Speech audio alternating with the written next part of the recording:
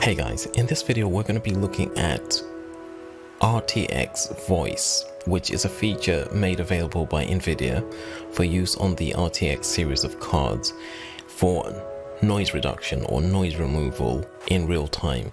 So the RTX cards are cards usually used for gaming or video editing or streaming, and they have this ability to perform really rapid calculations in real time to produce things like the effects that you're seeing here, which is the real-time ray tracing inside of the game control. And I really would like to try this game out. Actually, I think it looks pretty cool. This is actually the home page for this feature. Nothing very exciting about the graphics. It's Nvidia RTX Voice, and we've got the setup guide here, and I'm going to be discussing how I set it up for two pieces of software. One is Audacity, which is probably the software that is recording what you're hearing now, and the other one is OBS, which is a streaming video capture. I actually use it for capturing tutorials, so I'm going to be using it not necessarily in the way that they've recommended here.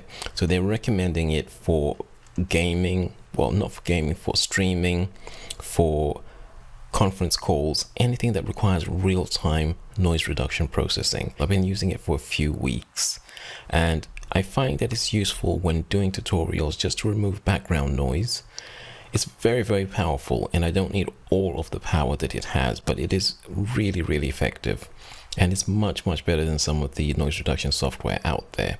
So if you come to the setup guide page, you'll see instructions for individual pieces of software, and it does go into quite some detail. I'm going to be looking at using it in OBS Studio and also in Audacity. They don't actually cover Audacity on this particular guide. Let's close this out and take a look at what's going on my setup here. This probably looks a little bit frightening, but I'm going to very quickly explain. We've got the RTX Voice, the main window here. We've got OBS, which I'm going to be looking at later on, and we've got Audacity here. We have a couple of pages open, and let's take a quick look at those. The RTX cards, you can get them mainly for gaming. They started currently around $300, and I'll have a link in the description for a couple that I recommend. Now, you're probably not going to be getting these cards just for noise reduction. You're probably going to be getting them for gaming or for video editing. So the noise reduction feature is something that comes on top of this. And I would say that I wouldn't necessarily recommend rushing out and buying one of these cards simply because you want noise reduction. It's very expensive way of getting decent noise reduction.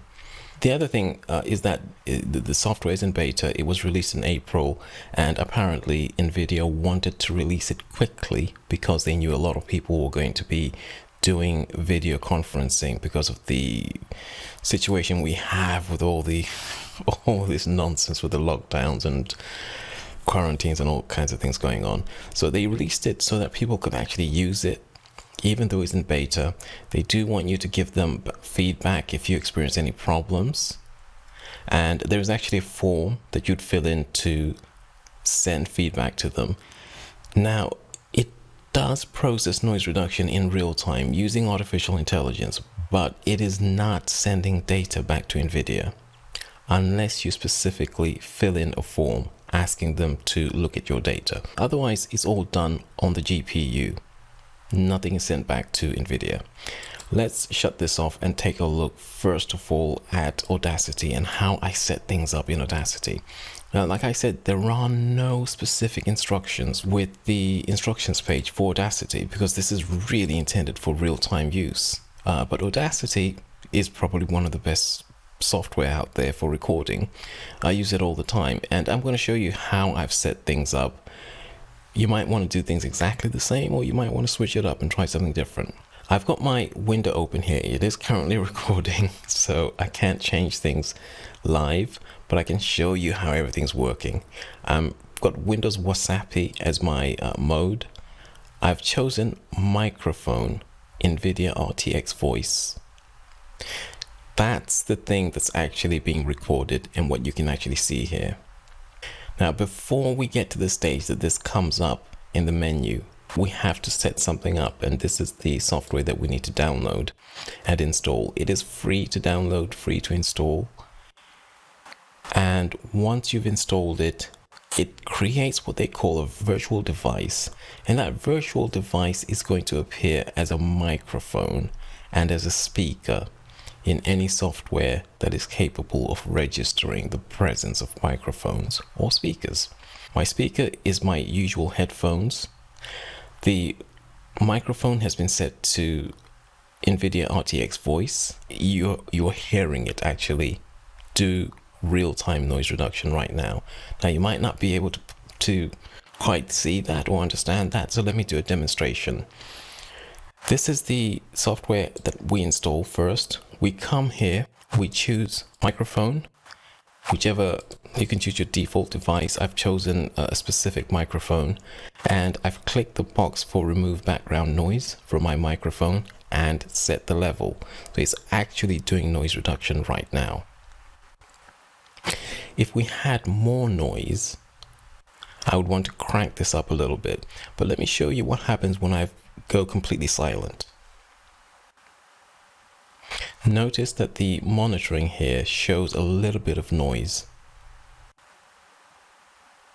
And that's because when I adjusted it, I wanted there to be just a tiny amount of background noise, even when I had this running. So I don't want completely dead silence when I'm not talking. I want there to be a little bit of fuzz in the background, because I find that is a little bit better than just having a complete drop to zero in terms of noise when I'm recording spoken voice.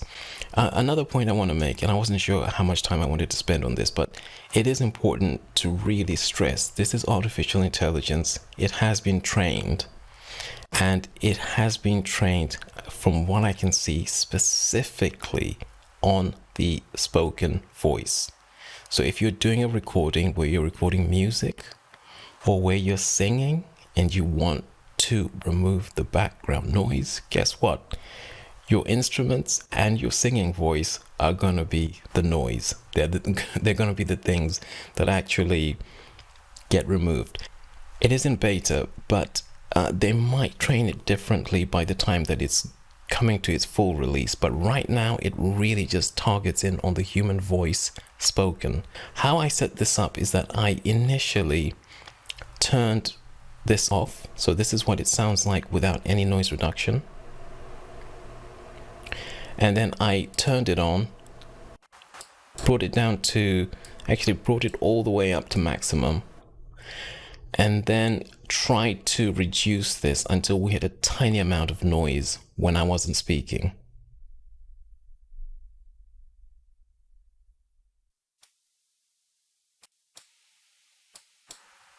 And I found that here was a sweet spot. I wanted a tiny bit of background noise, but not a huge amount. And in case that wasn't very clear, I'm going to turn on a fan.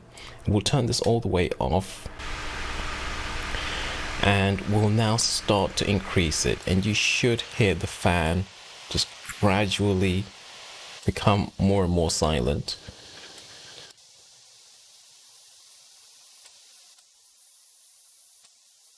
And then at 100%, just total silence. It's got rid of the background noise completely. Let me turn that off.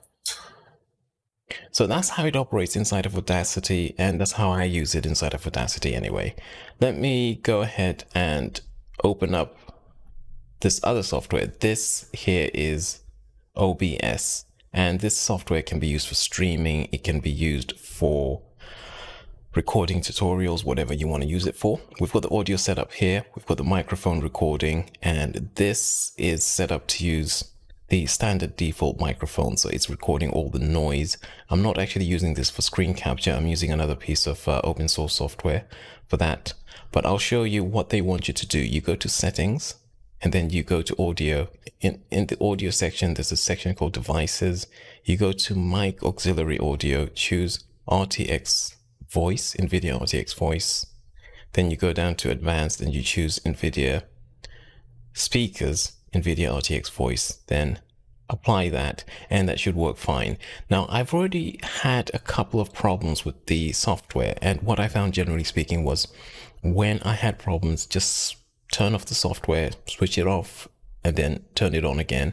Sometimes I had to actually restart my system to get everything to work as I expected.